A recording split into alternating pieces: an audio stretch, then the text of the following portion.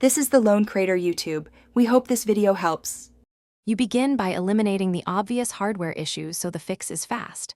First, confirm modem, router, and your device are powered and cables are snug. LED states tell you a lot. Once done, power off modem and router, wait 30 seconds, then power them back. This clears transient faults. Next, on your device, forget the Wi-Fi network and reconnect to ensure credentials and DHCP are reset. These quick actions often restore a weak edge signal within minutes. Once the basics are stable, you optimize settings to strengthen the edge signal. Update router firmware, because manufacturers fix performance bugs that affect range and stability. Then change the Wi-Fi channel, scan for noisy channels, and test 1 to 3 alternatives around the current setting to reduce interference.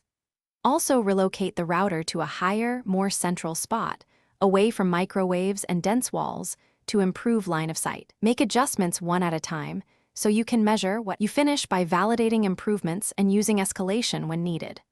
Run a speed test next to the router and again in problem areas, noting download, upload, and latency so you have before and after data.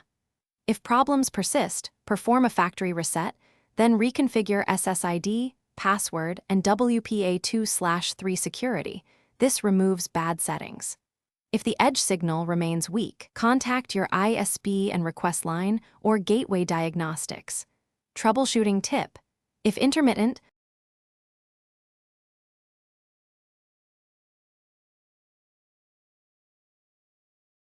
Thanks for watching. Consider subscribing if we helped you.